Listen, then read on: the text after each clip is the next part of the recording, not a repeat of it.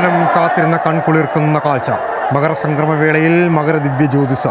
മണ്ണും മനുഷ്യനും മനസ്സും മതിമറന്ന് തൊഴുതു നിൽക്കുന്ന അപൂർവ സന്ധ്യ. ശരണം വിളികളിൽ സന്നിധാനം സന്ധ്യയെ വരവേൽക്കുകയാണ്. പൊന്നമ്പലമേട്ടിൽ പൊൻതിരി തെളിഞ്ഞിരിക്കുന്നു. പിന്നാലെ ആയിരങ്ങൾക്ക് അശരണങ്ങൾക്ക് അലിവിൻ്റെ അമൃതായി അയ്യപ്പൻ.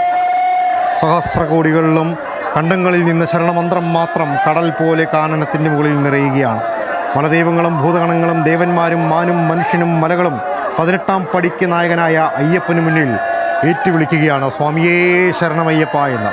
ഭക്തിയുടെ കർപ്പൂര പ്രഭയിൽ ജ്വലിച്ച മകരസംക്രമ സന്ധ്യയിൽ അതാ ദിവ്യദർശനം.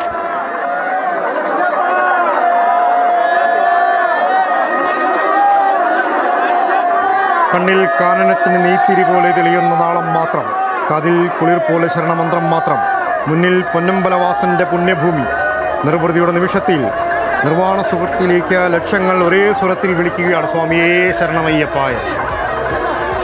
കാനനവാസൻ കാത്തരുളുന്ന സന്നിധാനവും ശബരീപീഠവും കരിമലയും നീലിമലയും പമ്പയും നിലയ്ക്കലും എല്ലാം അടങ്ങുന്ന ആ 18 മലകളും ഇന്ന് ഒരേ ചരണത്തിൽ മാത്രം സ്വാമിയെ ശരണമയ്യപ്പ 3 വട്ടം പൊന്നമ്പലമെട്ടിലെ മകരജ്യോതി ദർശിച്ച ആ ദർശന സൗഭാഗ്യവുമായി കലിയുഗ വരദനെ പൊന്നയ്യപ്പനെ മണികണ്ഠനെ സർവാഭരണ വിഭൂഷിതനായി കാണാൻ കഴിഞ്ഞതിൻ്റെ ആത്മനിർവൃതിയുമായി ഇനി ഭക്തർക്ക് മനസമാധാനത്തോടെ അവരുടെ തീരാ ദുഃഖങ്ങൾ ഇറക്കി വച്ച സന്തോഷത്തോടെ ഈ വർഷം മനോഹരമായിരിക്കണമേ എന്ന പ്രാർത്ഥനയോടുകൂടി ഇനി മലയിറക്കത്തിൻ്റെ നിമിഷങ്ങൾ കൂടിയാണ്.